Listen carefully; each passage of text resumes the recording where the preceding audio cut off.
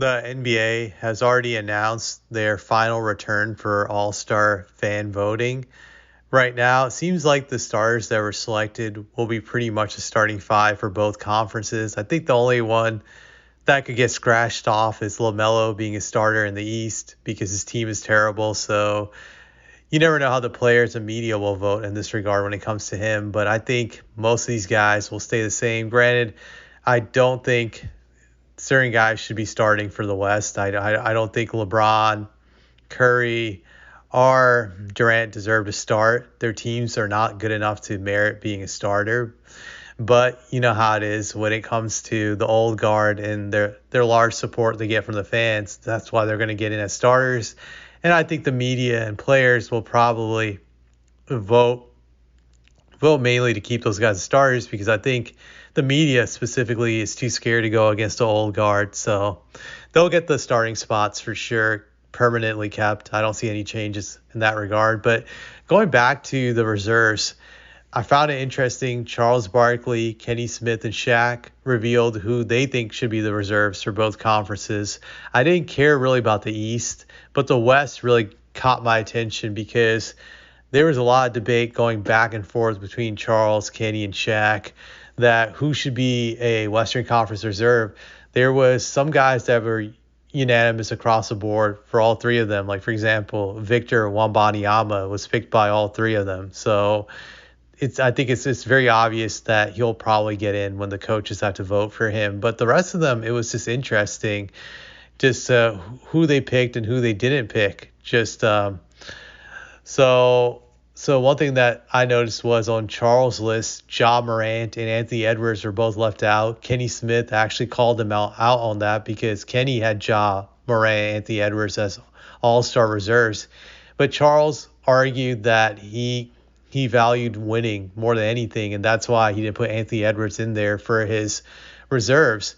But it's interesting, if you value winning, then Ja Morant, you could argue, has to be in there because his team currently is the third best team in the West. They're just number 2 behind the Rockets by one game. And it's interesting, Charles put in Jalen Green. So that guy plays for the Rockets, obviously.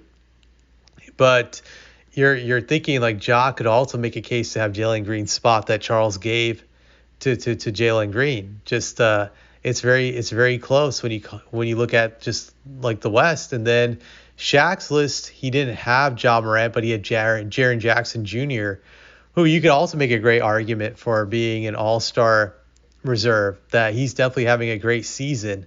And you look at the guys that they put on their list, and it's hard to really argue against the guys. Granted, I am skeptical about the Jalen Green pick. He's a solid player, but I'm not really impressed by him. I like Sagoon better, to be honest. If Charles put Sagoon on there, I would get it. But you look at all their lists, and it's very close. It's very close because I look at Shaq's list of having Jaren Jackson Jr. on there, and Kenny and Charles didn't pick him, but he's definitely worthy of going there. And then Kenny picking Ja and Anthony Edwards, and Ja and Anthony Edwards is not on Charles' list, but you could say those two guys are worthy of going there. Kenny also picked Sagoon, but none of those guys picked Sagoon.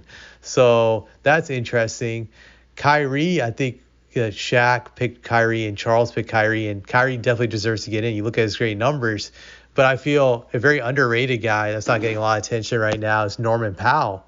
Norman Powell is having a great season. Just statistically, you look at it, it's the best season of his career, but it's a great season overall. 23.7 points per game on 49% shooting from the field, 44.1% from three. This guy is on fire, and his team has a very good record. I think they're in 5th place in the West right now.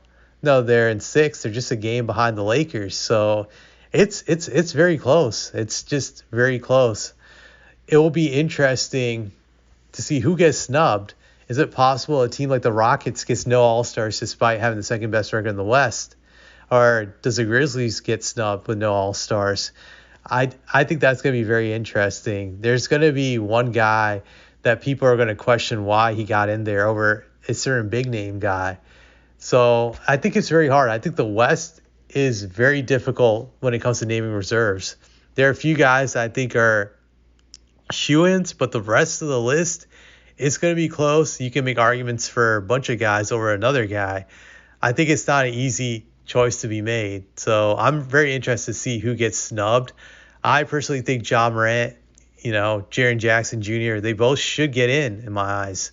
But then again, does the Grizzlies deserve 2 All-Stars? And do you give the Rockets at least 1 All-Star just to respect them? Sagoon. I really like Sagoon. And then it goes. And then you look at the Kings. Do you reward Sabonis and allow him to get in there? Or do you give that to De'Aaron Fox? So that it gets very hard. It's going to be a tough decision to make, to be honest. But that's all I have to say about that.